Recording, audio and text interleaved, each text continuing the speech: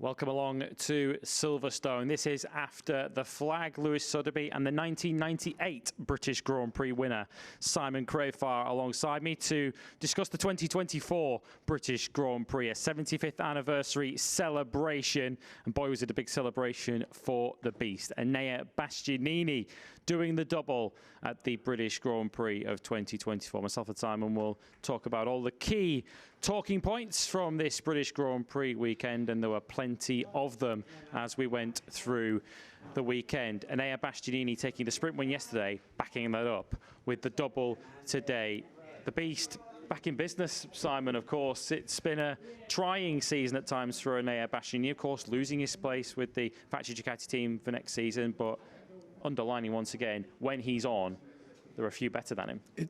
Totally. He looked so good from, it was a part of the way through, was either qualifying or the session that gets you into Q1, Q2, that I just realised he stood out as in so good at getting it stopped and turned, and I think everyone saw it at the end of that race when he was wringing its neck, running away from Jorge. He looked like everything was working. Beautiful to watch. His team manager said to me this morning, and when I did the interview with him during morning warm-up, David Tardozzi said that he's had a rough period ever since his big accident. That we've never seen him be the real Enea, and he said this morning before the main race that the real Enea is finally back, and yeah, we saw that. He said right at the start of the weekend, if I'm in the top three at the end of the first lap of this Grand Prix, then I've got a chance to win it, showing how essential qualifying is to Enea Bastianini. We know how good he is. The longer the race goes on, the stronger Enea tends to get. But we knew from the very start of the weekend here that he was on it, not just over longer race distance, but he had the qualifying pace too. Yeah, dead right. And if he can keep doing that, I totally agree with Tardozzi also saying to me this morning that there's close to 400 points left. Don't write him off for the championship win. And so for Tardozzi to say that, I think he really believes it, and it's hard to argue. Yeah, I spoke to David Tardozzi a few rounds ago, and I said to him, there's a three-way championship battle. I then corrected myself to four, and David Tardozzi said, yeah, definitely, there are four title contenders here, not just Bagnaia, Martin, and Marc Marquez. The World Championship lead did change hands today, incidentally. Jorge Martin is now back in front of the World Championship, but the win today went to Enea Bastianini. Let's get his reaction after this victory today. He spoke to Jack Appleyard. Well, Enea, what a weekend. Sprint win, Grand Prix win, only the fourth man ever to do the double. Is that the best Grand Prix weekends that you've ever had? Yeah, probably yes. I have missed only the pole position, but for the rest has been perfect for me. And also to win the 75 years of MotoGP Grand Prix, and also with this livery, with my cable helmet, is an incredible. I'm enjoying a lot this race. The start is not stay really good for me because I have lose some position. I committed some mistakes, but at the end I bring my my paces, and well, I'm come back lap by lap. And Jorge was really fast like yesterday, but I have studied a little bit when it was possible to overtake him. But after he's go along, and he stay much simple, not for me, but. Well, I'm really happy for everybody, and nothing, happy. You mentioned the start there. You certainly had us worried in the opening couple of laps. How worried were you when you saw Pecco, Jorge, and even Aleix just starting to pull clear? Yeah, I had clear the situation. I've seen yesterday how was the race, and I've seen the drop of the tire. I wait a little bit to understand when possible to come back. When I overtake Aleix, I have changed also a map of fuel, and has been better for me. Was much faster on the bike, and well, has been good to come back and to overtake this rider. In the closing stages, when you were moving in on Jorge, I'm sure you were expecting it was going to be a pretty big fight right until the final lap. How surprised, how pleased were you to see him make that mistake and run wide? Yes, after the mistakes, I think in the Jorge's mind was important to arrive. to don't think about the victory. And I think in the last lap, I think I have Martin behind. But when I arrive in the turn number 4, the rumors of the engine that wasn't, and I think, okay, he's not behind me. And well, I push with like in the lap before, if to be more safety, no? And well, he's arrived this victory. Asked you yesterday if you feel like you're in the championship fight, now less than 50 points and only the halfway stage of the season with some really good tracks for you coming up. Are you a part of this World Championship fight? Yeah, to be realistic, I think no for the moment, because I want to see me on the top for 3-4 races, and after these first 3-4 races, I can have more clear the situation, and if I can be a possible title contender, but for the moment no, because Jorge and Pecco have demonstrated more constance compared me, and let's see. Just finally, we saw in Parc Fermé, I'm sure, a special moment for a Harry Potter fan like yourself. You named your dog Hagrid, and now you're the third Weasley twin. What was that like? 2 Weasley, incredible. yeah. And also we make one Wingardium Leviosa. No, it's incredible to see these guys, because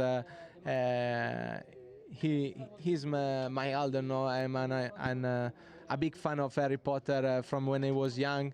I see this series from many times, and well, to see very close to me these guys has been so beautiful. You certainly put a spell on everybody this weekend. Congratulations, Bagnaia. Thank you.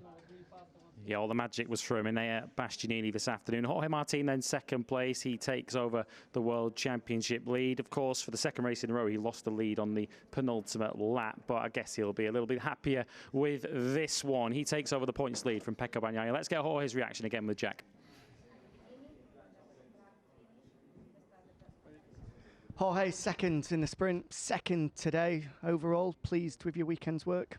Yeah, I'm proud of myself, proud of the team. I think we did a really solid weekend. For sure, we always won the victory, but I think it was our best. I feel really confident for the next races. And yeah, I think I did a really intelligent race. I tried to manage a lot of things like the fuel, the tire consumption also. But Bene at the end was on another level. I tried to keep with him the last lap, but it was impossible. So really happy that I was intelligent. I tried to manage the situation, and I finished on the podium. Just how tough was it to manage everything today? You had that fight mid-race with Pecco, and then in the closing laps to have Enea slowly catching. It must have been difficult to manage everything, especially here. Yeah, was difficult to manage, but we knew before the race that the things that I had to manage, so everything was on my mind. That's why I tried to be behind someone at the beginning of the race. Then we saved some tire and we saved some fuel. And then when I was first, it was nothing to conserve. It was just pushing, trying to keep a strong pace. Even with that record pace, let's say, Enea catch me. So I did my best, and a second was the maximum we could get. Is there any frustration that the move that allowed Enea to win was a small mistake, just running ever so slightly wide, not giving yourself the chance to fight? Yeah, for sure. When you lose the position because of a mistake, there's a bit of frustration, being honest, because maybe we could be on different positions right now, but even though I think he was much stronger, so it was even if he overtakes me 1 or 2 corners later, it was going to be really difficult to win.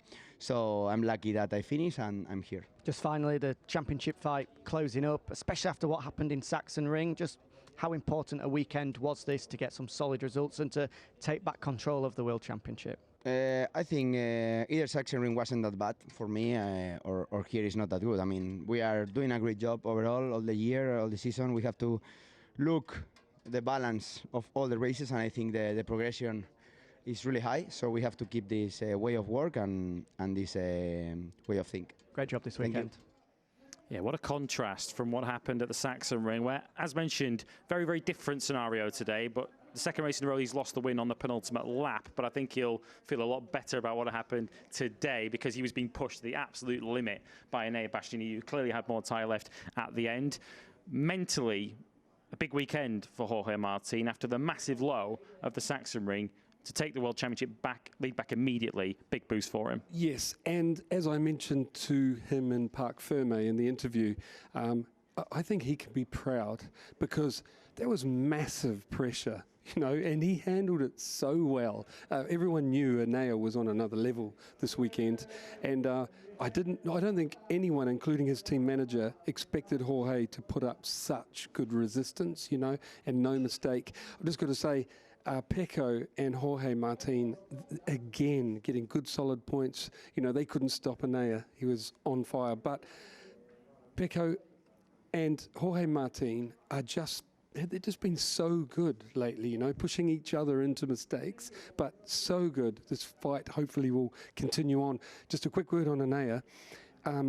Such a natural talent, you know, amazing, naturally talented at managing tyres, and it's great to see him naturally talented at being so fast, you know, and I hope he can do what Davide Tardozzi said and get in the championship mix as well. Great to see, and so likeable interview, you know, you saw it.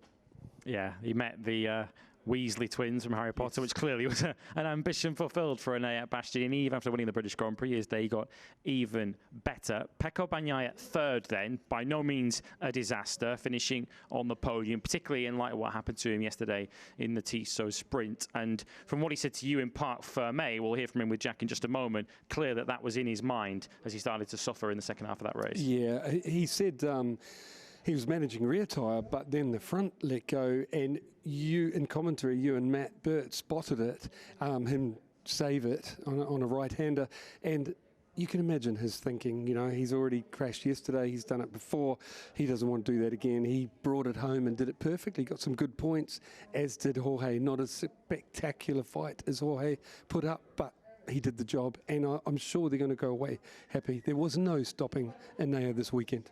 So Pecco Bagnaia now trails Jorge Martin again by 3 World Championship points. P3 for him today. Let's get the World Champions reactions with Jack. Pecco, it's another podium to add to the championship tally, but overall, is there a bit of frustration that it wasn't more today? I tried, I mean, honestly, but after the crash of yesterday, it was better to finish the race, and also today I risked to crash. In corner 7, I lost the front and then they overtook me. But in that moment, I was already struggling a bit. I was trying to follow Jorge, and to follow him, I was taking too much risk. So it was better just to manage in the gap from the guys behind and finish the race. And third position is okay. But I want to check everything on the data to understand what I did wrong, because the potential to fight for a win was there, and I just did some mistakes because I didn't want. So I think every time I'm not happy with the front tire, I finish the rear because I can't force to turn the bike with the front. So today the main things was that one, but Jorge and Bagnaia did better because they in the last part of the race were just much faster than me. And I will check everything before Austria. That is another track where the tires are so important. You mentioned that big moment through turn 7. Just how close was that? I think, no, I touch every time, so it's impossible to see. But I was very close because I entered and was not in the first part of entry, so I was in the maximum angle, and I feel luckily wasn't very fast close, but I managed it a bit and was better. But in that case, it's always very scary. Looking at the World Championship, it's tightened up again. 3 of you at the top now, separated by less than 50 points. Is Bagnaia going to be a real threat in this second half of the season? Yeah, absolutely, but he was always in the fight, but he just needs to be more constant, and I think these results can give to him more motivation to be always at this level. I think in this track he was just faster, but we see in the future, and I think will be like this, the champions will till the last race. Just finally, Austria up next, a place where last year you dominated the weekend with the overall Grand Slam. Is that going to be on the cards again, or do you think it might be a bit more tricky? Let's see. Let's see. Honestly, before we had to be on dry. I don't want to see any spit of rain or wet conditions. But in any case, let's see. We try to do the maximum. It's a track that suits perfectly to my bike, to my riding style, and we try to repeat what we did last year. Okay, good job this weekend. Grazie. Yeah, Pecco Bagnaia will be hoping that what happened last year in Austria is a sign of things to come this year. So he now trails by 3 points in the World Championship. How will he reflect on the weekend? Of course, the error in the sprint has ultimately put him on his back foot coming into the race today, but still salvaged a podium out of the day. So by no means a disaster. He's gone from a 10-point lead to a 3-point deficit. Championship still firmly on. Yeah, and watching his interview then, I just 4 words for me summed it up: was honest, intelligent, humble, and determined. He'll be back at the front, you know. And okay, he fell. It was a mistake. He admitted it yesterday. And he also was riding the medium front tyre, which he says he never feels completely comfy. He likes the soft or the hard. And temperature-wise, you were kind of forced in, you know, some riders forced to run the medium. He obviously was. Aleix, the only one that rolled the dice, went with the hard. So he'll be back. And yeah, this is adding up to be a fantastic fight. You know he's going to learn from that and come back and win again. And we know how strong Jorge Martin was in the back end of last year. He'll be hoping that that repeats itself this year. Still plenty to go. And, of course, some really good circuits coming up soon for Enea Bastianini too. So quick lines to run through before we go. 4th place for Marc Marquez. Nearly caught Bagnaia, actually, on the final lap, as Bagnaia was perhaps managing his tyres to get to the checkered flag. Another fine 5th for Fabio Di Gianantonio, whose fantastic 2024 continues. One other line, though, one rider who we thought might have been in that top 6 battle at some stages in the race, but only lasted a few metres, Brad Binder, who was starting from that second row of the grid and barely got 10 metres off the line before he realised he had a problem. What do we think happened there? I know, because I bumped into him during, basically he was walking down pit lane and I accosted him.